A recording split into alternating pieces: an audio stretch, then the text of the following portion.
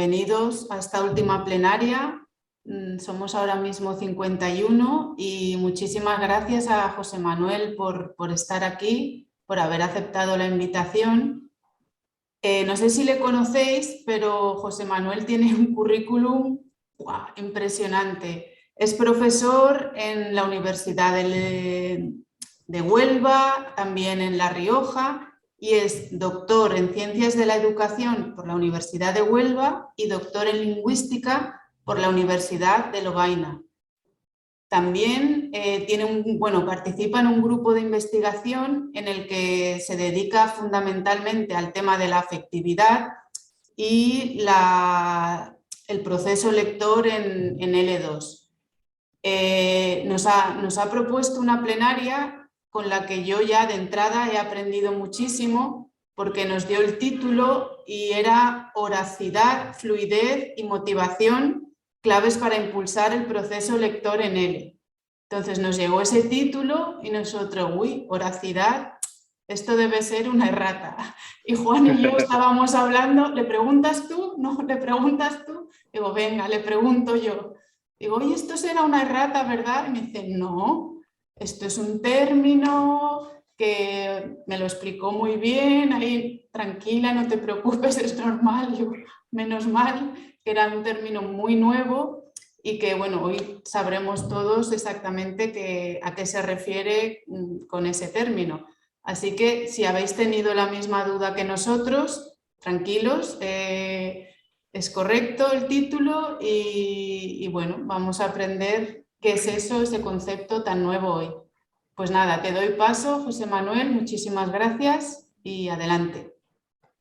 Muchísimas gracias, Julia. En primer lugar, agradecer a toda la organización, los organizadores y personas que me han padecido durante todo el proceso de preparación del mismo, del programa, porque, bueno, uno es padre reciente con 2 niños a la vez, con gemelillos, y eso ha comportado un montón de dificultades, así que ahora me alegro de poder estar aquí, ¿de acuerdo? Estoy muy agradecido, el honor es mío, no solamente es cosa vuestra, Juan, yo me siento muy honrado de poder hablar aquí y a la vez me compadezco un poco de las personas que me oyen, ¿vale? Porque voy a dar un poquillo la chapa.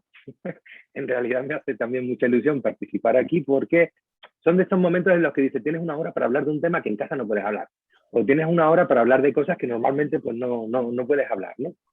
Entonces, pues bueno, espero que os resulte tan interesante como me resultó a mí empezar a investigar el asunto del proceso lector en segundas lenguas y qué dificultades tienen los estudiantes. Yo me centré sobre todo en estudiantes universitarios, pero esto es extrapolable a estudiantes de otras edades. Y bueno, se viene hablando últimamente mucho acerca de este asunto de la comprensión lectora, que es el fin último del proceso lector, que haya comprensión de textos escritos. Y se viene hablando mucho en lengua materna, incluso, que si los informes PISA para acá y para allá, y hay mucha controversia y mucho debate, es decir, que el tema está muy, muy vivo, ¿no? Entonces, bueno, independientemente de estrategias para didaktizar o llevar a cabo un conjunto de actividades que promuevan la comprensión lectora de textos, lo que os vengo a proponer aquí es hablar de otro concepto que subyace a la comprensión lectora, que es previo y que no está exento de polémica, como es el de la fluidez lectora, ¿vale? Entonces, bueno, voy a compartir pantalla, voy a intentar que mi charla, que no ha sido muy, muy ensayada, ocupe 50 minutos para luego, pues lo que más me interesa a mí es el debate, ¿no? Pues que me hagáis llegar vuestras sugerencias, ideas, puntos de vista o peticiones de aclaración, como puede ser el término horacidad, que efectivamente os llamó bastante la atención y es lógico, ¿bien? Ya sabéis que la lengua inglesa es muy profusa en esto de crear etiquetas, términos y demás. Entonces aquí nosotros, como grupo de investigación, nos vimos ante una controversia, ¿no? Si Horacity podría ser un término traducible como simplemente oralidad, o había que darle otro estatus por aquello de confrontarlo a literacidad, que sí que lo hemos traducido literalmente y que, bueno, en el ámbito de la lectura sigue habiendo una polémica entre si literacy es alfabetización en español o la literacidad comporta otra tal. Bueno, de hecho, Daniel Casani, que ha participado también en la jornada, pues tiene también su punto de vista acerca de toda esta conceptualización, ¿no? Entonces, bueno, pues nos permitimos la licencia. Cuando estamos trabajando con términos en inglés, lo que hacemos es coger la etiqueta y dotarla también de significado. Y nosotros queríamos significar que a la hora de ayudar o contribuir al desarrollo óptimo del proceso lector, había que tener en cuenta ese concepto de Horacity bien, que no es tan novedoso, porque es novedoso en el ámbito anglosajón, lo rescata Christine Lems, en 2005-2006, pero refiriéndose a una fuente, a unos autores que ya hablaron sobre esa necesidad, este término en 1984. Y bueno, nosotros lo que hicimos fue actualizarlo y ponerlo en nuestro punto de mira a la hora de investigar esto de cómo se desarrolla el proceso lector en segundas lenguas y qué importancia tiene. Bien, pues los tres pilares de mi charla van a ser oracidad, fluidez y motivación. Porque lo que se trata o lo que intentaré, el objetivo general de esta charla es, bueno, que ver si todos estamos conscientes de la necesidad de impulsar el proceso lector en segundas lenguas en general y en español lengua extranjera pues en particular. Los contenidos de estos 50 minutos que voy a tratar de condensar, y si no lo logro, mea culpa, ¿vale? Así que espero lograrlo, y si no, pues oye, pues mea culpa. Como digo, una pequeña introducción acerca del proceso lector en español lengua extranjera. De ahí pasaré a los fundamentos teóricos, aclarar el concepto de veracidad y literacidad, que ya hemos estado viendo algo, explicar el por qué me voy a centrar en la fluidez lectora, que es un componente intermedio, o cómo es el estado de la cuestión en cuanto a la fluidez lectora de nuestros estudiantes y qué ocurre con el concepto de fluidez lectora en segundas lenguas. Un aspecto que puede llamar mucho la atención también es qué hace aquí esto de la aptitud musical, ¿vale? Lo veremos también, qué relación puede tener eso de tener una determinada aptitud musical para disponer o no de una mayor o menor fluidez lectora, incluso cuando leemos en silencio. Y por último, pues la motivación, cómo motivarlo. Como yo procedo de donde procedo, es decir, procedo de las aulas, yo tengo las manos manchadas de lengua, de pizarra de español lengua extranjera. Ahora que estoy en la universidad, me toca formar profesores desde el ámbito universitario, en los grados, también en los posgrados, pero yo tengo que mirar siempre al aula, y mi experiencia y todo lo que trato de construir está basado en el aula y en los congresos y en los seminarios, los talleres, que con Olga, por ejemplo, tuve el placer de compartir algunos, tanto en Alemania como en Rusia. Ya se fue muy lejos, ya no la pude seguir. Y yo sé lo importante que es también en medio de una plenaria, pues introducir algunas actividades prácticas. De hecho, la organización me trató de convencer también para irme hacia la modalidad taller, pero yo dije, tengo 2 niños, en 1 hora va bien, ¿vale? Entonces he salpicado algunas ideas de cosas que podríamos llevar para el aula para que no todo quede en un armazón teórico. Y ese aspecto lo voy a tratar un poquito durante la charla y sobre todo, fundamentalmente, en la conclusión. ¿De acuerdo? Entonces, bueno, en primer lugar, os pido que leáis, claro, porque si vamos a hablar del impulso lector, me gustaría que leyerais.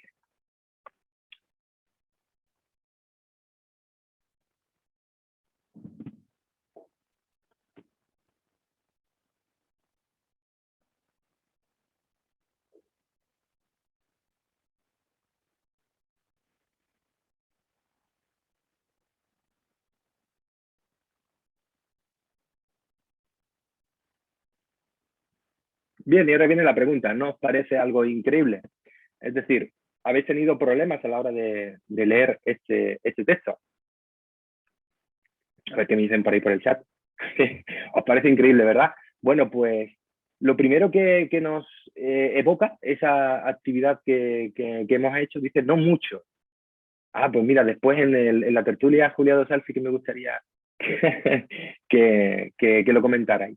Yo la primera vez que me acerqué al estudio del proceso lector, cuando me encontré con este tipo de imágenes, ¿no?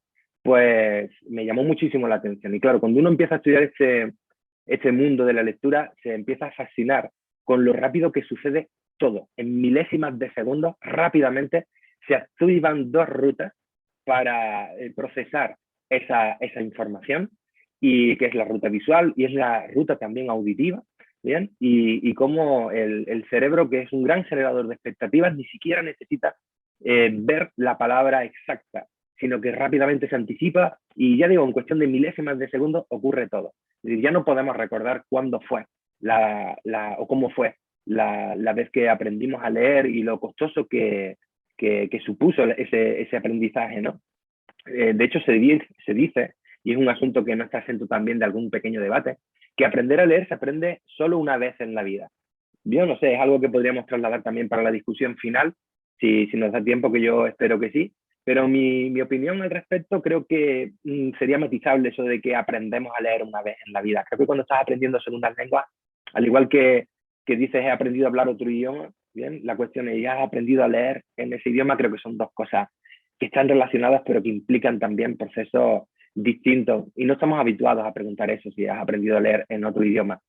Estamos confiados en volcar las destrezas y las habilidades que hemos aprendido la primera vez que aprendimos a leer, y ese aprendizaje, o lo que es la lectura, el proceso lector en la lengua materna, sí que va a ir orientando y va a ir incidiendo y va a ir influyendo en el desarrollo de la habilidad lectora en una segunda lengua. Pero yo considero que en función del sistema ortográfico también, es decir, que aquello es matizable. Creo que aprendemos a leer más de una vez.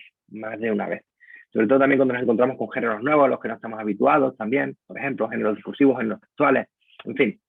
La cuestión es que todo esto es tan complejo que cabe decir también en esta introducción que, como decía Perfetti, una especialista en esto de la lectura también, no hay una única teoría que nos ayude a abrazar el proceso lector en su plenitud, porque la lectura tiene tantos componentes que es muy difícil que encaje en una teoría singular. Y eso es lo que ocurre con la fluidez, ¿vale?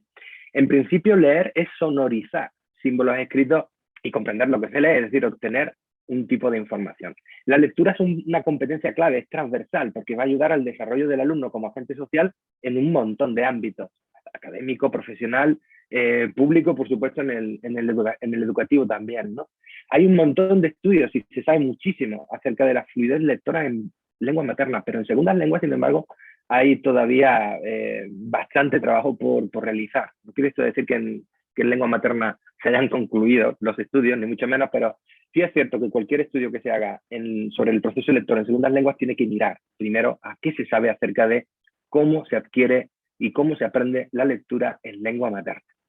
Bien, si tuviéramos que definir qué es un lector fluyente, pues la literatura sobre el tema nos dice que un buen lector lee con corrección, se refiere a que decodifica bien los símbolos escritos y los pronuncia con corrección, con velocidad y expresión adecuada. Y esta es una definición que procede del ámbito de las lenguas maternas, pero en L1, pero en L2 o en lenguas adicionales, ¿qué tanto podríamos hablar de corrección? ¿Dónde queda el acento extranjero? Es decir,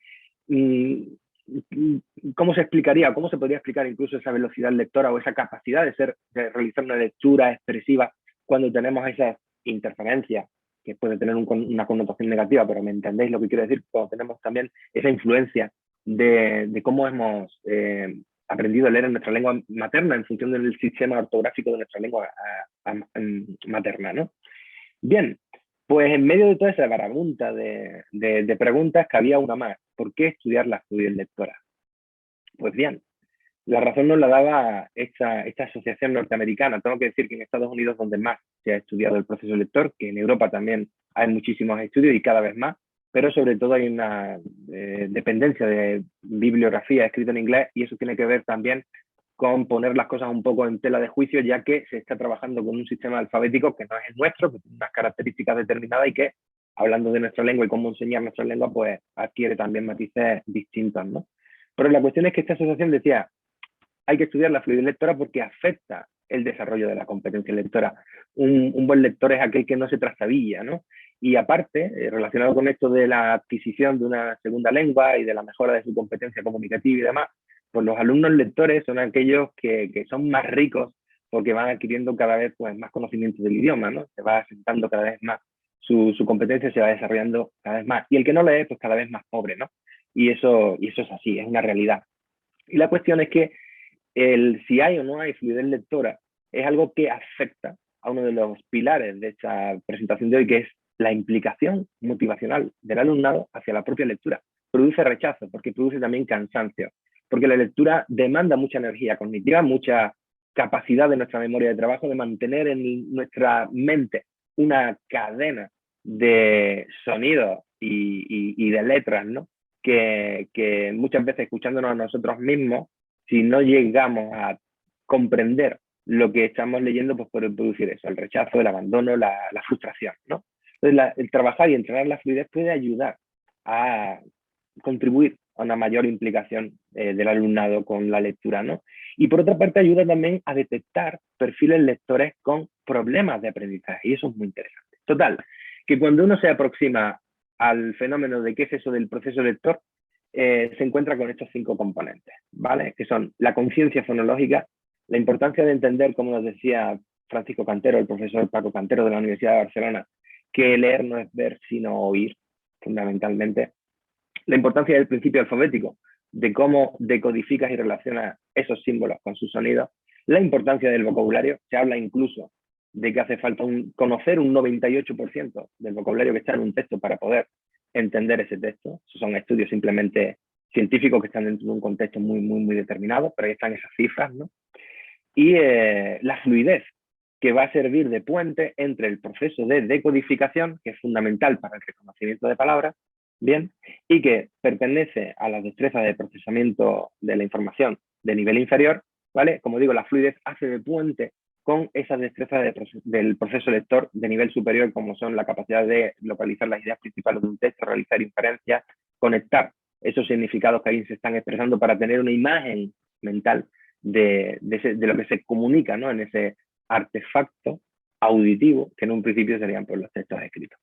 Bien, a la hora de acometer este proceso, el estudio de este proceso, ha habido varios enfoques. Uno de ellos centrado en la vía visual, en la ruta visual de la lectura, que implica el reconocimiento visual de palabras y su relación con el significado. Se dice que cuando leemos en silencio, la estrategia que emplea tanto el lector nativo como no nativo, ¿vale? Es el del reconocimiento visual de palabras, es decir, esas palabras que ya están dentro de tu lexicón, ¿bien? Que forman parte de esas palabras que puedes reconocer a golpe de vista, que es lo que ha ocurrido en la primera diapositiva, que a golpe de vista con las primeras letras ya se activan las palabras, porque son lo que se denomina en inglés sight words, ya son palabras que puedo recuperar a golpe de vista, ¿no? Pues hay una tendencia dentro de la investigación que dice que esa ruta visual es la preponderante, que incluso cuando leemos en silencio, pues no hay, o no es tan importante, no hay un peso tan relevante de la intervención de la ruta oral, que es la que va decodificando los símbolos en sonidos y que accede a la comprensión de las palabras a través de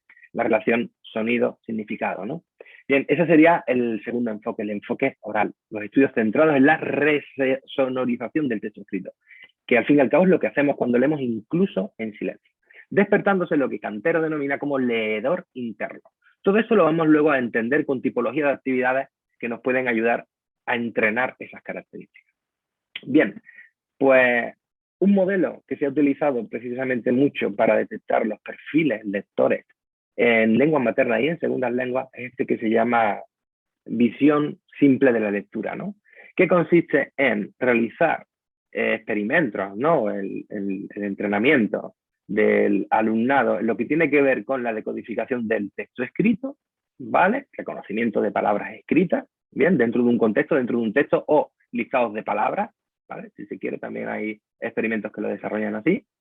Y la comprensión en términos de comprensión de la lengua oral, ¿vale?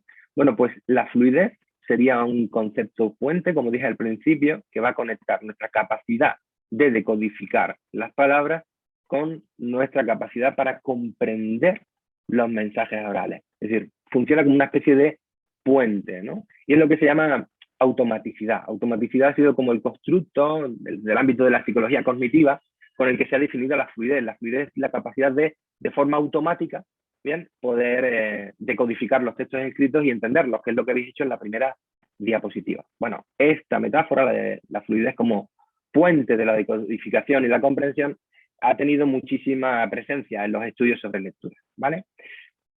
Sin embargo, la fluidez no puede ser solamente automaticidad. ¿Por qué? Porque luego se ha comprobado que cuando se relaciona la fluidez con la automaticidad se entiende simplemente la fluidez como velocidad lectora. Y la fluidez no puede ser solamente velocidad lectora, porque hay personas que leen muy rápido, bien, pero entienden muy poco, ¿de acuerdo? Y entonces aparece un tercer elemento, que es el de la prosodia lectora. Por lo tanto, la fluidez sería la capacidad de forma automática leer los textos escritos y devolverles, bien, sus propiedades expresivas, ¿no? Y eso es lo que hace que haya una comprensión de los textos orales y escritos, ¿no? Pero sobre todo se ve que hay una correlación significativa entre las personas que son capaces de decodificar y leer con prosodia lectora, pues son aquellas personas también que suelen tener una mayor comprensión oral, ¿de acuerdo? Con lo cual estamos viendo cómo la lengua escrita pues, es parasitaria de la lengua oral y cómo se reafirma que las lenguas nacieron para ser habladas, ¿bien? Y cómo eso de devolver la oralidad a un texto escrito pues no es una tarea fácil y es significativa y es relevante a la hora de conocer la comprensión o cómo se desarrolla la comprensión lectora en las clases de español lengua extranjera. Fijaos, en la didactiteca del Centro Virtual Cervantes podemos encontrarnos con actividades ya, esta creo que es de 2005, 2006, por ahí, donde se estaba promoviendo estos hallazgos que provienen de la investigación, como puede ser, por ejemplo, la importancia de trabajar para entrenar eso que se llamaba el leedor interno, que ya os he comentado, que es esa voz interior con la que lees cuando estás leyendo incluso en silencio, y que tiene una serie de virtudes y que nos ayuda pues, a entender los textos escritos. Bueno, pues buscando posibles actividades me encontré con que la compañera Alicia Clavel, también de la Universidad de Zaragoza, ya había trabajado este concepto del mediador fónico. Si bien es cierto que tenéis que prestar especial atención a que esta actividad está clasificada dentro del apartado de reflexión del profesor sobre la práctica docente. Y es una forma de acercarnos la teoría de Paco Cantero, por eso lo he puesto aquí, porque creo que merece muchísimo la pena conocer esos estudios y promover un poco pues en qué funciona, cómo funciona, en qué consiste, ¿no? Entonces yo simplemente he hecho unos pantallazos y hago esta advertencia porque hay que quedarse con la técnica para luego encontrar los textos adecuados con los que podríamos hacer estas prácticas en las clases de español para hacer que los estudiantes mejoren en su fluidez lectora, que como hemos dicho no es solamente velocidad, no es solamente eficiencia en el sentido de leer correctamente en términos de decodificar correctamente los símbolos escritos y transformarlos en símbolos sonoros, sino que además tenemos que entender que en la lectura aparecen los elementos de forma lineal, separados por espacios en blanco, ¿vale? Y eso hace que los estudiantes pues lean palabra por palabra y se detengan muchas veces en aquellas palabras que no comprenden. Y ese es uno de los hándicaps para desarrollar la fluidez lectora, porque en realidad en la lengua oral los sonidos no forman lo que siempre nos han dicho en nuestra formación como licenciados, ¿no? Cuando estudiábamos fonética, que la cadena hablada, ¿no? La cadena fónica, y es que los sonidos realmente no funcionan como una cadena que va unida una detrás de otra, ¿no? No con eslabones uno detrás de otro, sino que los sonidos se organizan en nuestro cerebro de forma jerárquica. ¿Y en qué consiste esa jerarquía? Pues básicamente en el acento. ¿Y qué es lo que proporciona el acento? Pues ritmo y melodía. Entonces, ¿en qué consiste esto de entrenar el leedor interno, el mediador fónico? Pues consiste en ayudar a los estudiantes a realizar unas pequeñas prácticas por las cuales van a leer primero silenciosamente y luego le pueden leer a un compañero el texto de forma oral. Y el propósito de la tarea es que vayan separando aquellos grupos nocionales, que son los grupos fónicos, ¿bien? Donde habría que hacer una pequeña pausa, que no tiene por qué coincidir con la pausa ortográfica, con la coma, ¿bien? Y que incluso muchas veces viola reglas del lenguaje escrito, de la norma académica, como puedan ser el hecho de separar el sujeto del predicado, ¿no? Pero que sin esas pausas, pues parece que el sentido del texto se pierde, ¿de acuerdo? Entonces, esta actividad está muy bien, esta sería la solución, ¿no? Que proporciona.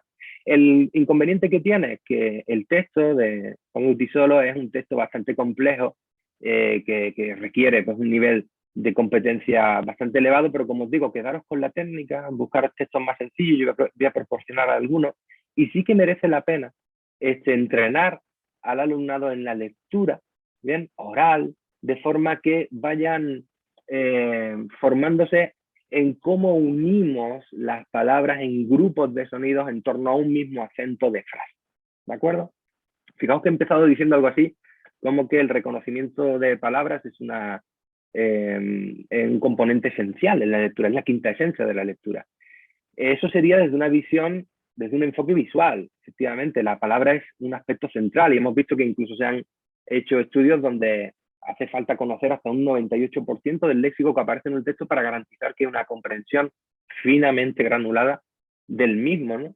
Pero desde un enfoque oral, más que la palabra en sí misma, como aquel elemento que está separado por espacios en blanco, lo que interesa es el concepto de palabra prosódica, es decir, ese conjunto de sonidos que se reúnen en torno a un acento, ¿no? Y que sería el primer nivel en el que encontramos ya una agrupación de sonidos. Estaba sentada, ¿bien? El ir juntando esas palabras en torno a un acento y luego pues ir aumentando esa capacidad de aglutinar los elementos en un acento principal, que además es el que transporta el significado nacional de ese discurso, ¿no?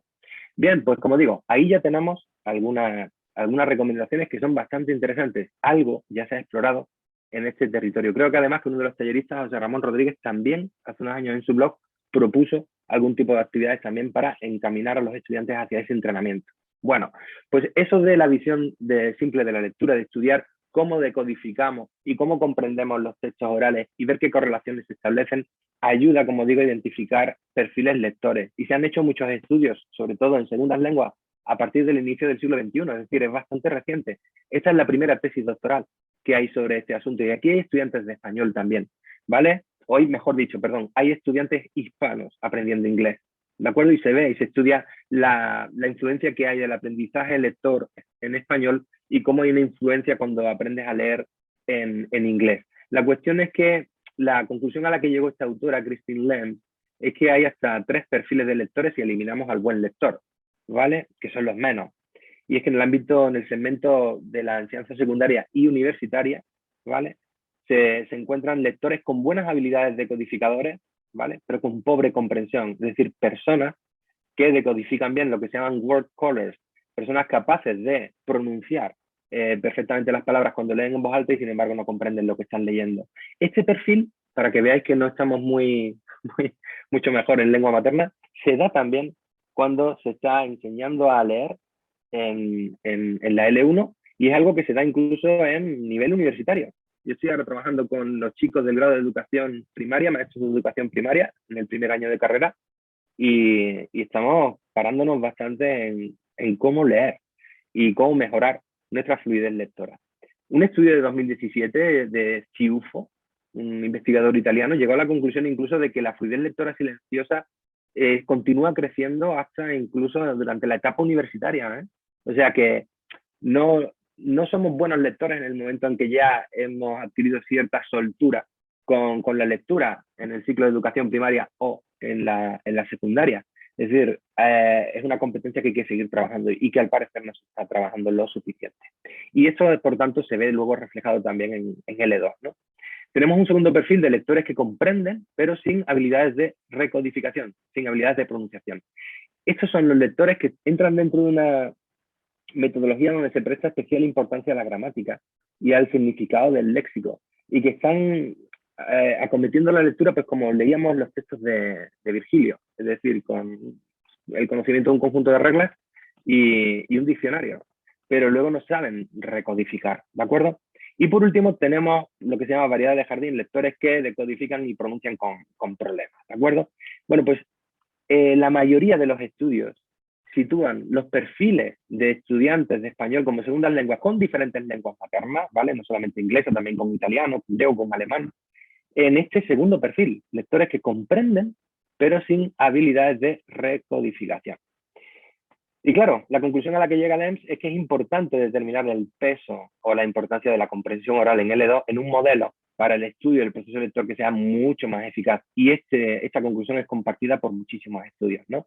Estudios que ya están cerca incluso de nuestra actualidad, del 2021, que son bastante recientes. Y es por eso que esta Christine Lemp, esta investigadora, llega a la conclusión de que no solo hace falta trabajar esos procesos de alfabetización, de lectura en una segunda lengua, sino que hay que darle oracidad. Es decir, los alumnos adultos de español lengua extranjera, antes de enfrentarse a la lectura de textos en español, deberían de tener espacio de tiempo para adquirir vocabulario oral, tanto de forma receptiva, pasiva, como de forma activa, un vocabulario oral que ellos ya ponen en práctica y son capaces de ejecutar en sus intervenciones orales. ¿Cuál es el problema? Las prisas que tenemos también, la intensidad de nuestros cursos y que lo cierto es que el estudiante adulto ya sabe leer. Entonces, a diferencia de lo que ocurre en el proceso lector en lenguas maternas, el estudiante adulto por lo general ya sabe leer en una lengua o incluso en dos, se llega al aprendizaje del español como tercera, cuarta lengua o quinta lengua, como una lengua adicional. ¿Y qué es lo que ocurre? Que cuando se enfrenta al texto escrito tiene menos vocabulario oral que un niño. Un niño cuando accede a la escuela, en el contexto de lengua materna, ya tiene un caudal léxico importante, conoce su oralidad y conoce la oralidad del discurso en sí, cómo se organiza ese discurso. Y es a partir de 2006 cuando se empieza a plantear la importancia de estudiar la parte oral de la lectura, que como digo, en España, en nuestro ámbito, en el ámbito hispánico, pues tenemos los grandes trabajos de Francisco Cantero en esta línea. Bien, alguien en el chat habló antes de top-down, de bottom-up, que son modos en los que se ha ido estudiando la lectura y que ha tenido influencia también en cómo se ha trabajado la comprensión lectora en clase. Bien, los modelos de bottom-up entienden que para llegar a un buen nivel de comprensión lectora deberíamos de trabajar primero, entrenar esta primera fase, ¿no? Que son las destrezas de nivel inferior. Es decir, la conciencia fonológica, la capacidad de segmentar mentalmente las palabras en sonidos aislados, incluso a nivel suprasegmental, ¿no? Pues colocar los acentos de una forma más o menos cercana a lo que puede hacer el enunciado expresado por un hablante nativo, o al menos que pueda hacerlo con cierta expresividad para que podamos identificar incluso elementos paralingüísticos de la entonación, como puedan ser pues, su expresividad, su contenido o carga emocional, ¿no? Bien, luego veremos actividades con las que podríamos hacer esto. Los modelos de lengua que se han acercado, los modelos de lectura que se han acercado al estudio del proceso lector desde otro punto de vista, aquellos que se conocen como top-down, esa versión descendiente, dice que, bueno, que el buen lector al fin y al cabo es un adivinador de contenido, un generador de hipótesis o de expectativas, ¿no? Y desde este punto de vista, pues ha estudiado también la lectura la importancia, ¿no?, de trabajar también con esta competencia general del alumnado y hacer que se arriesguen a realizar hipótesis en el aula. Se puede decir que ese es el modelo que más ha impactado en español como segunda lengua y las segundas lenguas en general, ¿vale? Bien, la cuestión es que hoy día lo que nos encontramos son modelos de acercarnos a la lectura que intenten compatibilizar los dos procesos y que seamos conscientes de lo importante que es la oralidad, entrenar la oralidad para el desarrollo de la comprensión lectora y en este caso, como digo, para desarrollar la fluidez lectora, que es lo que va a estimular también que los estudiantes quieran leer. Porque lo cierto es que muchos de vosotros y de vosotras pues llegaréis a la misma conclusión que yo. Bueno, pero es que el estudiante, la lectura no es algo que predomine, el gusto hacia la lectura, que predomine en estos tiempos, los tiempos que corren, ¿no? Entonces, ¿qué hacer si los estudiantes pues ya son poco receptivos a leer o usar la biblioteca? Bueno, a mí me corresponde incluso como evaluador de SACIC, del Instituto Cervantes, de evaluar los centros que solicitan la renovación del contrato de centro acreditado o que quieren entrar en el sistema como centros acreditados por el Instituto Cervantes. Y cuando hacemos la evaluación también pues, de los centros, equipamientos y demás, cuando llegamos a la biblioteca me vienen a decir que en los últimos años ya apenas invierten en recursos para leer, porque la gente apenas va a esos espacios para realizar la lectura, o bueno, con los dispositivos electrónicos y demás, los artefactos digitales, pues la lectura se puede acometer desde los dispositivos digitales y demás. Y bueno, parece que queda un poco abandonado el hecho de trabajar la lectura o recomendar ciertas lecturas, etcétera, ¿no? Yo, sin embargo, en esta charla vengo a reivindicar la importancia de leer. Creo que como profesores de lengua, que menos que comprometernos también con esa necesidad de que el mundo lea más. Se dice que ahora leemos como nunca, porque leemos mucho y sin embargo comprendemos menos. Sobre todo se dice de las generaciones que vienen más atrás. Bueno, ahí están realizándose estudios y se van llegando a determinadas conclusiones, y creo que en la parte de cómo afrontar o cómo presentar los textos escritos para que resulten más atractivos, para que haya una mayor motivación hacia la lectura, pues yo creo que todavía hay trabajo por hacer. La cuestión es que cuando se habla de devolver la oracidad o tener en cuenta lo importante que es lo oral, el aspecto oral de la lectura, que leer no es ver, sino que es saber oír para saber interpretar, ¿vale? Hay que tener en cuenta que, claro, el lector adulto, la mayor parte de su tiempo, el lector transcurre en silencio. ¿Hay indicios de que en la lectura silenciosa también hay oralidad? Bueno, pues sí, ¿vale? Fluidez lectora oral y fluidez lectora silenciosa son dos constructos distintos. Se pueden diferenciar, pero tanto en uno como en otro, la prosodia lectora es un elemento clave a la hora de explicar cuando un alumno lee con más o menos fluidez, ¿vale? ¿Y cómo se va desarrollando la lectura silenciosa? Pues con una muy buena lectura oral. Tened en cuenta que el modo de lectura oral es el modo primario, ¿bien?, de entrenamiento o desarrollo de la competencia lectora. Así aprendemos cuando somos nenes, cuando somos niños, y luego a medida que vamos desarrollando nuestro leedor interno, somos capaces ya de leer en silencio. Primero lo hacemos con pequeños gestos, teniendo que mover los labios incluso cuando leemos, o musitando aquello que vamos leyendo, hasta que definitivamente cerramos la boca y leemos en silencio. Y cabe decir también, como anécdota cultural, que no siempre hemos leído en silencio, ¿vale? Se sabe que después del siglo VII, más o menos del siglo VII, es cuando se empiezan a escribir los textos con espacios en blanco, cuando los copistas empiezan a facilitar la lectura mediante ese espaciado al que ya estamos todos acostumbrados y estamos acostumbradas, ¿no? Pero no siempre fue así, antes los textos se escribían sin espacio. Entonces, si habéis leído, por ejemplo, El infinito en un junco, de Irene Vallejo, ahí queda recogida esa evidencia, que también queda recogida en un autor que se llama Luis, creo que se llama Luis Manguel, cuando habla acerca de la historia de la lectura, ¿no?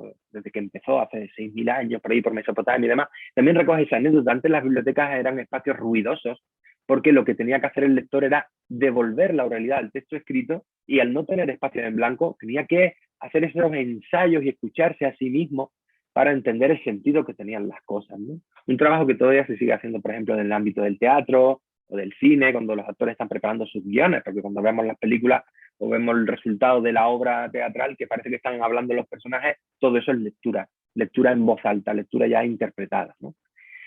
La cuestión es qué lugar ocupa la lectura oral en la clase, se lee lo suficiente de forma oral. Nosotros como docentes, que somos modelos de lectura, estamos incidiendo, lo tenemos incorporado en nuestro currículum, forma parte de nuestras programaciones. Hemos hecho una selección, unos bancos de textos adaptados para cada nivel o recomendables para cada nivel, y sean adaptados o no, para poder decir que tenemos un currículo donde la lectura está integrada. Somos conscientes, por ejemplo, de cómo el volumen complementario del Marco Común Europeo de Referencia ha apostado fuerte por aumentar y mejorar los descriptores al nivel de la prosodia y también incorporar la lectura como ocio, como disfrute. Somos conscientes de que a veces los textos escritos están ahí para justificar en parte también, ¿no?, la explicación de elementos gramaticales o la adquisición de determinado vocabulario, es decir, lo estamos utilizando para mejorar la competencia lingüística y no tanto para centrarnos en el significado. Bien, pues todas esas cuestiones están ahí, ya las voy anticipando, pero son las cuestiones que inciden luego en el desarrollo de la fluidez lectora. Hay gente que sí, comprende los textos que leen, pero cuando tienen que leer en voz alta, lo leen a una velocidad bastante ralentizada, porque no está habituado o porque no ha estado expuesto a suficiente input oral.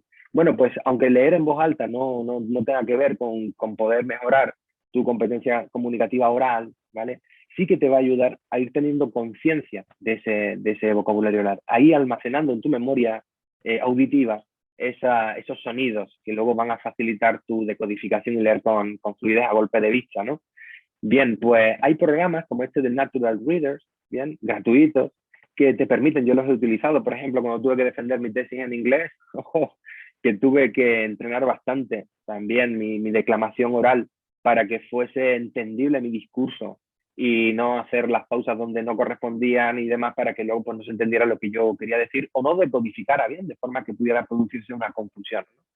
Entonces, pues bueno, este programa Natural Readers te permite seleccionar la gente de las lenguas, incluso un lector o una lectora de español. Tú introduces un texto, bien, y puedes poner el nivel de velocidad lectora, con lo cual la velocidad lectora la puedes ir entrenando también, y la cuestión es que ese lector o esa lectora te va leyendo en voz alta, agrupándote los sonidos de acuerdo con, respetando, ¿no?, esa decodificación prosódica, si se me permite la palabra, de agrupar los sonidos en grupos fónicos para que puedas mantener una buena lectura oral y sea entendible tu discurso cuando estés leyendo en voz alta, ¿no? Como digo, el entrenamiento de la lectura en voz alta es importantísimo. La conclusión a la que llegó Christine Lenz, por ejemplo, fue que es importante determinar el peso, la importancia de la comprensión oral en un modelo de estudio de la lectura.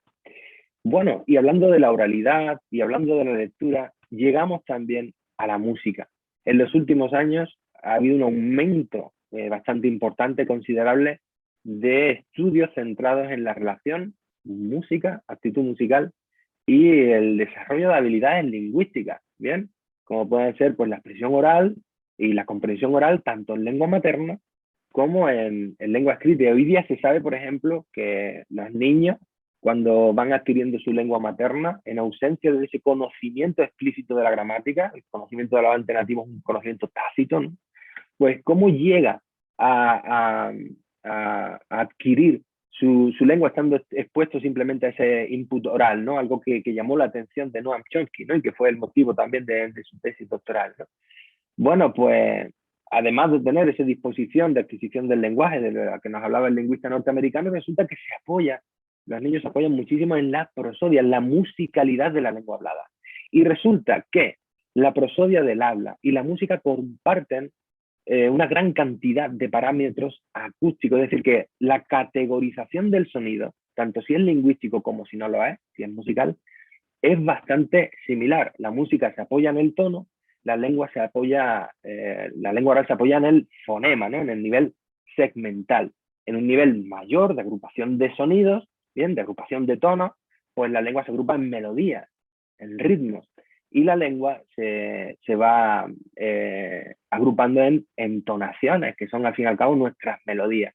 Pues resulta que durante unas milésimas de segundo, por unas fracciones mínimas, temporales, cuando llega un sonido a través de nuestros oídos al cerebro, durante un tiempo ínfimo hay una duda acerca de si eso es música o es lengua. Y pasado ese margen de tiempo, bien, el cerebro ya envía la información a un hemisferio o a otro. Y esos dos hemisferios, el izquierdo y el derecho, responsables de procesar el lenguaje verbal y el lenguaje musical, pues están en constante interacción.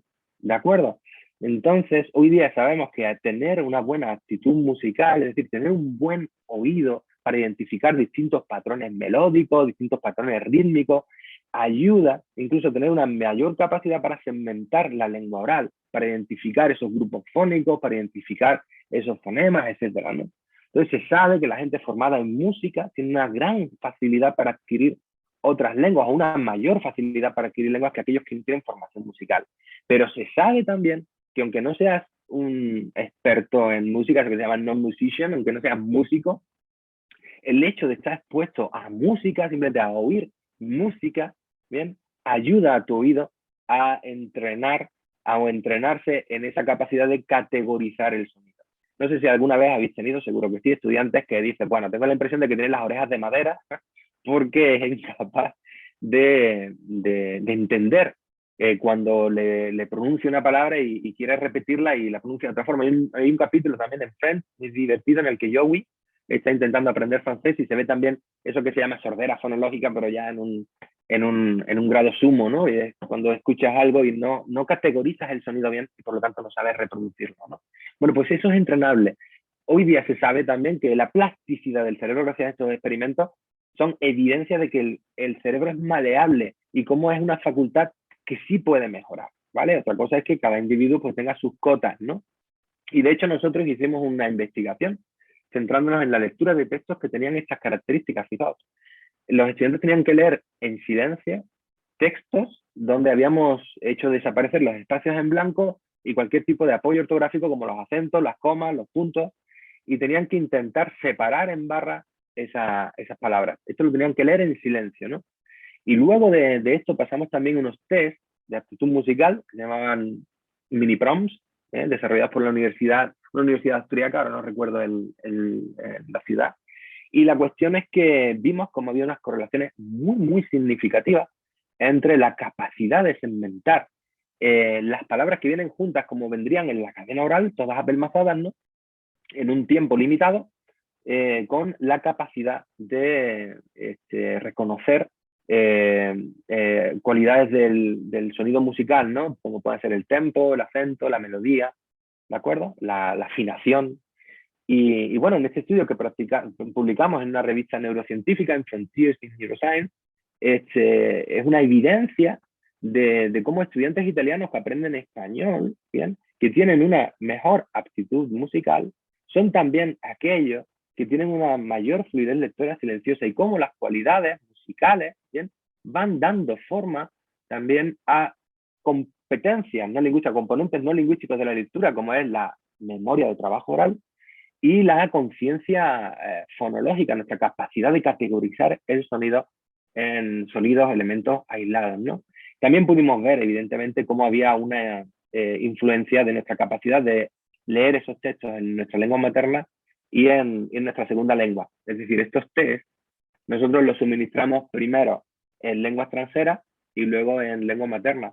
Y vimos cómo había una diferencia y luego una correlación de esas diferencias, como las personas que podían segmentar un gran número de palabras en su lengua materna en un tiempo limitado, luego pues había como una especie de transferencia de habilidades y se apoyaban para ello, imaginar también el parentesco que hay entre el español y el italiano, ¿no? Pero se ha comprobado también también hicimos este estudio con estudiantes españoles que aprenden inglés y también veíamos que existe esa transferencia de habilidades. De hecho, hay estudios que dicen que un 20% de nuestra capacidad de leer se debe a nuestra habilidad lectora adquirida en lengua materna, un 30% a nuestro conocimiento de las reglas gramaticales y del léxico, y un 50% permanece sin poder explicarse, ¿no? Y en un metaanálisis que se hizo en 2014 también se identificó que uno de los mayores predictores de comprensión lectora es el conocimiento lingüístico, pero curiosamente los estudiantes que más competencia lingüística tienen, estudiantes de un B1 o un B2 en el estudio de Christian Lem, tenían unos niveles bajísimos de fluidez lectora. Y eso crea desapego, crea desmotivación.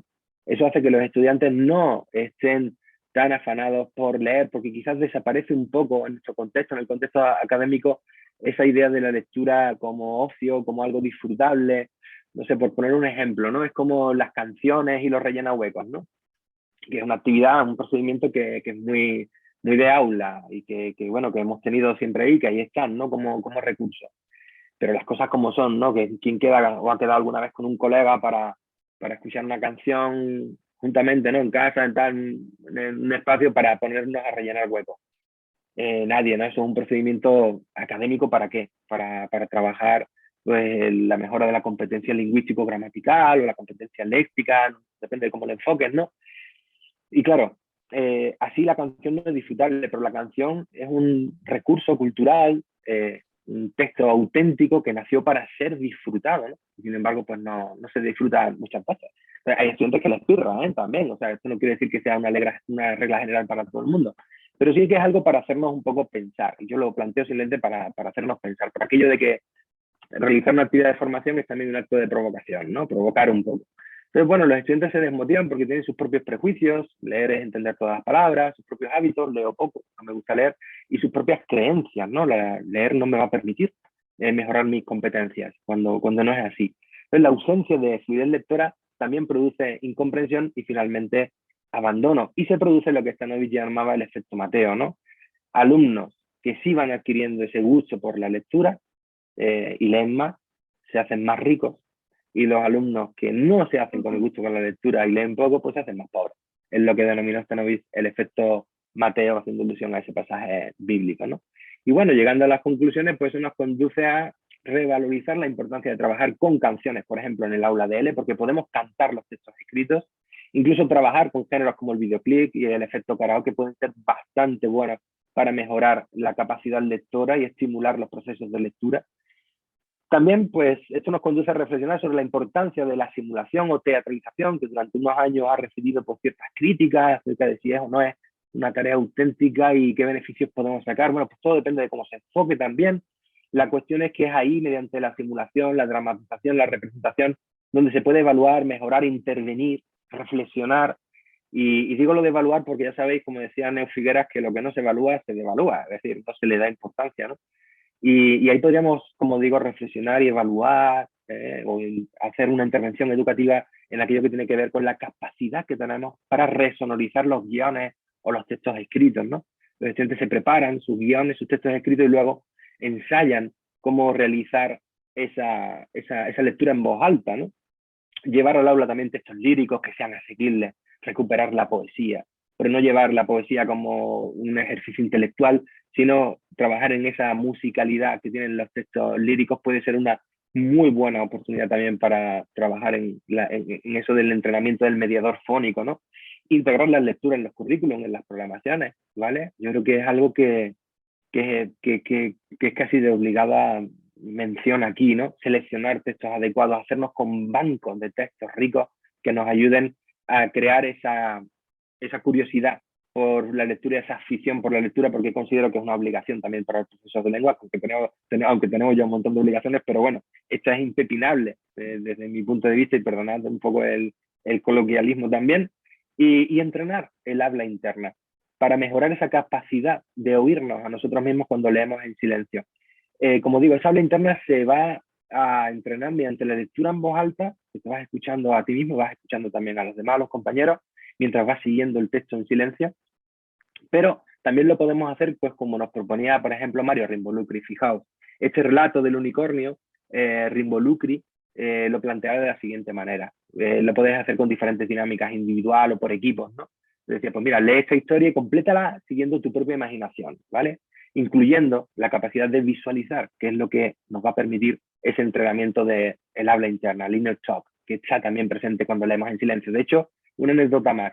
Cuando lees el correo electrónico de una amiga o de un amigo, ¿bien? Ahí en tu ordenador, en silencio, probablemente tu cerebro esté reproduciendo el tono de voz, la melodía, es decir, que puedas reconocer la voz de la persona que es muy familiar para ti, un amigo, un familiar, cuando estás leyendo, ¿vale? Eso es algo que también está ahí, que existe, que es real, ¿no? Bueno, pues esta actividad, ¿en qué consiste? Y con esta actividad hicimos también un experimento bastante interesante para que viéramos también cómo estaba unida la idea de la fluidez lectora y el desarrollo de otras habilidades como la expresión escrita. Bueno, pues se lee este texto del unicornio, que es una especie como de cuento, ¿no? Érase una vez una familia que se acaba de mudar a su nuevo chalet, a las afueras de la gran ciudad, bla, bla, bla. No tengo tiempo para detenerme mucho ahí. Y después de este segmento se le coloca al alumno una melodía, ¿vale? Y se le pide que describa al personaje que aparece en estos dos párrafos, que es el marido, ¿no? Igualmente con la mujer, igualmente con un sueño que llega a tener en medio de un jardín, igualmente con un psiquiatra al que tiene que acudir, igualmente cuando le pedimos que termine la historia. Es decir, vamos estimulando, sugestionando, un recurso que heredamos de método humanista como la sugestepedia, al alumno para que mediante la música también se puedan activar esquemas mentales, ¿no? Representaciones visuales en nuestra capacidad de ver con el ojo de la mente, ¿no? Que decían neurocientíficos como Antonio Damasio. Y bueno, fijaos que hay un modelo también de estudio de la lectura que se llama el sistema de la doble codificación de Paidio, ¿bien? Sí, creo que se llama doble codificación, ahora no recuerdo el tema. Pero viene a decir que la forma de procesar la información del ser humano es tanto verbal como visual, ¿no? Y cómo interactúan estos dos lenguajes. Ya tengo que ir, ya estoy en los 50 minutos, tengo que ir acabando. Bueno, pues esta es una forma de estimular también la lectura y la comprensión lectora. Nosotros hicimos un experimento con ausencia y ausencia de input musical y nos dimos cuenta cómo la fluidez lectora y el input musical explicaban el desarrollo de la expresión escrita en estudiantes adultos de español con edad, ¿vale? Y lo tenemos ahí publicado en esa revista. Aquellas personas que quieran las fuentes directas y demás, pues les puedo dar mi correo electrónico o doy autorización para que la organización dé mi correo electrónico a aquellas personas que quieran recibir bibliografía sobre este tema. Bien, otro tipo de actividad, fijaos, esta la he puesto en práctica millones de veces, para que veáis cómo la visualización me la puedo llevar a los niveles más básicos también. Es una idea adaptada de Carmen Fonseca, que fue mi directora de tesis, ¿no? Se le lee en voz alta a los estudiantes esta pequeña historia, una pequeña historia que habla también de una protagonista. Luego se les permite leerla también en silencio, silenciosamente. Y finalmente se hace una actividad de falsa comprensión lectora, para devolver la comprensión lectora a un espacio de ocio y divertimento en el aula, ¿vale? Como decía, nada de rellenar huecos y cosas estas que pueden estar bien, todo tiene cabida en un momento determinado, pero tratar de dejar un espacio para ese tipo de actividades también, ¿no? Entonces, bueno, pues se lee esto tal cual y luego el alumno se encuentra con lo siguiente. Se le pide que imagine cómo es la protagonista de esta breve historia. Y entonces se le plantea preguntas como, ¿ella tiene el pelo moreno? Claro, aquí se quedan un poco a cuadros y dicen, bueno, yo la he imaginado con el pelo rubio. Vale, tiene que decir si es verdadero o falso. Entonces, las personas que digan falso, pues nosotros lo que hacemos es invitarles a que nos digan cómo lo han imaginado. Y con eso estamos entrenando su capacidad de imaginar y representar imágenes mentales a través de la lectura de un texto en español. ¿De acuerdo? Segunda pregunta. ¿Ella es una niña? Parecerán también diferentes. Es decir, es un tipo de falsa comprensión lectora, porque todas las respuestas son correctas. Eso le da confianza, le da seguridad al alumnado. También hace que la lectura sea algo entretenido, divertido, que incluso dé lugar a la risa y que todos aprendamos de todos, que podamos reciclar el léxico. Hoy día se sabe, en un estudio que hizo un compañero de la Universidad de Córdoba hace unos años ya, en la revista Elia, de la Universidad de Sevilla, me estoy refiriendo a Javier Ávila, se sabe que los alumnos que tienen mayor capacidad de visualización son los que mejor comprenden los textos escritos. Bueno, pues para visualizar también hace falta leer con cadencia, con fluidez, con soltura, ¿no? Podemos recurrir a la música. No quería perder la oportunidad de hablar en un espacio promovido por el Instituto Cervantes para homenajear también y darle un abrazo cariñoso, virtual, a su director, Luis García Montero, y rendirle este pequeño homenaje con la recuperación de esta canción, que suelo justificar con el uso de una imagen para que me expliquen los alumnos también pues qué qué es lo que están viendo ahí, qué intención comunicativa o qué situación está sucediendo ahí, ¿no? Normalmente te suelen decir, pues contar un secreto, una confidencia, tal. Bueno, y en ese momento les pongo una canción que luego vamos leyendo silenciosamente y que luego vamos a leer en voz alta. La canción, el texto lírico, haberla escuchado previamente va a ayudarnos a localizar esos grupos fónicos, esos acentos importantes donde no se interrumpe el mensaje, no se corta, no hay una disrupción y por lo tanto puede garantizar el seguimiento y la comprensión lectora de los mismos, ¿no? Una actividad que funciona muy bien porque además el foco, la atención del alumno está luego dirigida a contarse secretos. Los estudiantes en un papelito van escribiendo, aunque vosotros no lo sepáis, y cuentan una confidencia. Y es una actividad muy buena también para conocernos mejor en el grupo, consolidar nuestro sentimiento de pertenencia a un grupo y reírnos y echarnos unas risas, ¿no?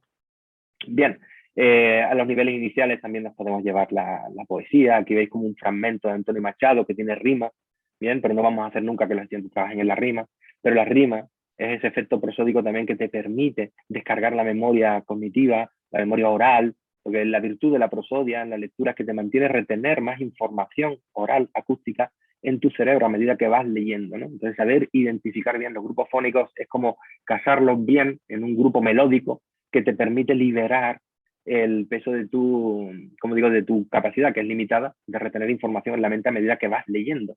Entonces, cuando no lees con fluidez, tienes que volver hacia atrás, hay un retroceso, para intentar conectar las ideas, porque llega un momento en que algo ha fallado y te quedas desconcertado porque hay incomunicación. Bueno, pues esta actividad es un falso relleno hueco para hacer que los estudiantes pues se retraten su infancia, y al fin y al cabo es una excusa para tenerlos en contacto con un elemento lírico como es este poema de Antonio Machado, y que luego pues nos da pie o nos da lugar a crear otro tipo de producto. O sea, la tarea final es otro tipo de cuestión, pero viene, como digo, a poner al alumno en contacto con esos textos escritos y con esas propiedades de los textos escritos. Bueno, pues como conclusión y para cerrar y dejar aquí un espacio libre para que me podáis preguntar, comentar o lo que sea, que ya he visto que en el chat hay mucha actividad, hay 35 mensajes que yo no puedo leer a medida que voy presentando, pues simplemente decir que la consideración del perfil de estudiante universitario con dificultades lectoras en L2 debería incluir aspectos relacionados con las destrezas auditivas, que leer en una segunda lengua es, en cierta medida, aprender a oír y a pronunciar una nueva melodía, que el lector en segunda lengua tiene ese hándicap, que tiene menos caudal, menos alfabetización oral de la que ha tenido un niño cuando en su lengua materna accede a la escuela en educación primaria, ¿bien? Con 6 añitos, y se propone ya aprender a leer, y que los lectores son extraordinarios reconocedores de palabras. Es verdad que el buen lector reconoce e identifica un montón de palabras, pero es que además, de acuerdo con los datos de nuestras propias investigaciones, los lectores son extraordinarios reconocedores de melodías, y esto a su vez afecta a la fluidez lectora silenciosa.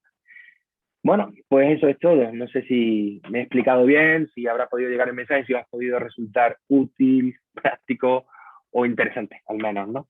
Muchísimas gracias por haberme prestado atención. Dejo de compartir. Muy bien. Muchísimas gracias, José Manuel. Muchísimas gracias a todos. Vamos ya muy mal de tiempo, pero hay varias preguntas en el chat. Voy a hacerte un par de ellas y el resto te las mandamos para ver si las puedes responder, ¿vale? Sí, sí. Bien, a ver, los profes de Nueva Delhi preguntan que qué opinas tú de los dictados en clase. Que deberían volver. La cuestión del dictado es como el viejo debate de la gramática. Es un asunto que ya sabemos que la pregunta no es gramática sí, gramática no. La pregunta es gramática cómo, ¿no? ¿Cómo vamos a trabajar la gramática? Con los dictados ocurre igual, hay muchas formas de entrar a trabajar con los dictados en clase. Son muy útiles. Creo que en el sistema educativo francés, que es bastante clasista, ¿no? Que me disculpen las personas que puedan proceder de ese sistema educativo, no lo quiero decir de una forma así peyorativa, pero quiero decir que al igual que el español también, que es bastante tradicional, su referencia a los textos escritos y demás, pues creo que por ley incluso querían darle un estatus a la presencia obligatoria de los dictados en el aula y demás, así como todas las cosas que sean obligatorias me parece que son un error, porque ya hace que perdamos el atractivo sobre ellas.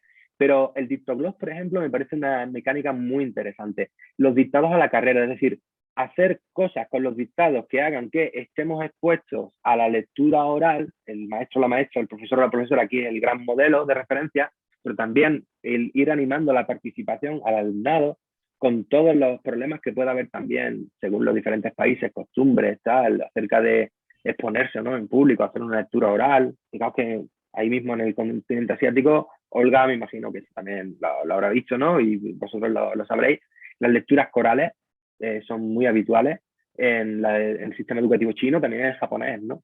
Entonces, bueno, no está tan mal utilizar ese tipo de mecanismos. Lo que pasa es que nosotros estamos poco habituados. Quizás es encontrar el espacio que deban tener y también darles un giro para que esa lectura coral tenga un sentido, llevar la atención, la dirección de la clase hacia algo que sea más comunicativo que simplemente leer todo ahí como grillos que cantan a la luna todos a la vez, ¿no?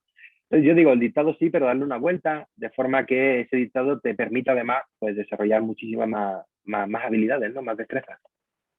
Muy bien, y una última ya así muy rápido. ¿Cómo integrar las lecturas en el currículum? ¿Por tipología textual o por géneros?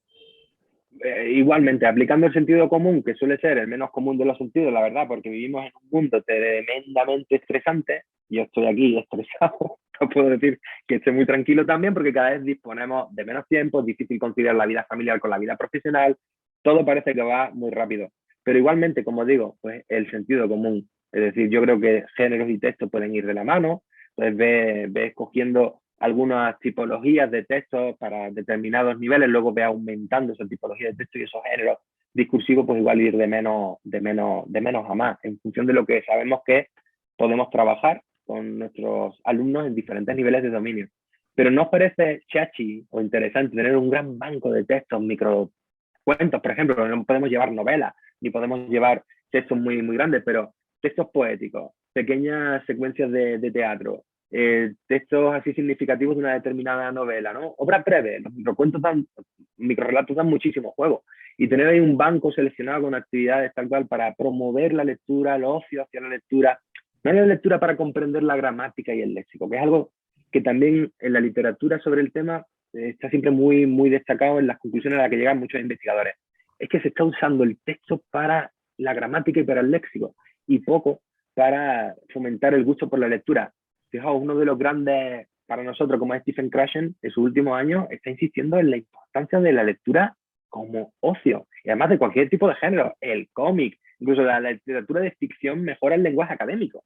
Bien, esas cosas que parece que no están casadas o unidas, pues ahí está Krashen dándole muchísima importancia a estos asuntos. Y el volumen complementario del marco nos dice que tiene que haber también un espacio para lectura como placer, como tal. Pues esos textitos que nos permitan llevar ese momento de disfrute, de lúdico, que siempre el alumno, como digo, va a estar también aprendiendo cosas lingüísticas, pero sobre todo divirtiéndose, ¿no? Yo creo que ese es el gran reto también. Hay que invertir tiempo ahí y no siempre tenemos tiempo para todo eso.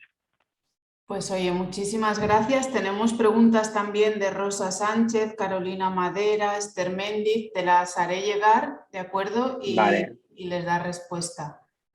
Sí, yo me comprometo, por supuesto, a darles mi respuesta. Hombre, si hay cosas, porque yo no lo sé todo, evidentemente, en las que yo me veo limitado porque no forma parte de mis conocimientos, no lo tengo, yo mismo no lo sé, pues le haré saber. Mira, buena pregunta, esta ni siquiera me la había planteado y seguramente sea el motivo de que yo también me interese por esas cuestiones. Así que animo a las personas a trasladar sus preguntas. Yo invertiré parte de mi brevísimo tiempo a poder responderle y demás, porque uno lo que quiere ser es útil, al fin y al cabo, y compartir con los colegas pues aquellas cosas que me han hecho también invertir un tiempo importante que ahora quiero que merezca la pena, que se amortice en eso, en beneficio para todos. ¿De acuerdo? Muy bien. Muchas gracias, José Manuel.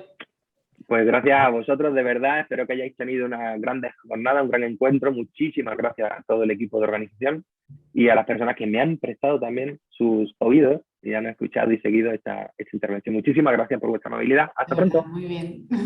Chao. José Manuel, si te parece, Sí. bueno, como quieras, si quieres cualquier documento, además de que le pasemos tu dirección a quien esté interesado, si quieres compartir cualquier documento, presentación o no presentación, lo que te dé la gana, si nos lo remites, tenemos un espacio del encuentro para que tenga todo el mundo acceso.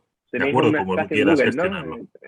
Tenéis vale, sí, yo no tengo inconveniente en compartir el PowerPoint, incluso, pues, como digo, tendría que preparar la bibliografía que he mencionado, ¿vale? Que sea de acceso gratuito, que esté disponible en internet, y no tengo problemas, dame unos días Eso sí, para el Tranquilo. PowerPoint lo puedo subir automáticamente, pero para lo otro, tanto responder las preguntas como acompañarlas de algo más de bibliografía, necesitaré un poquito más de tiempo, pero lo hago sin problema. Tranquilo, cuando ¿Vale? los bichillos te lo permitan, sin ningún problema. Macho. Eso.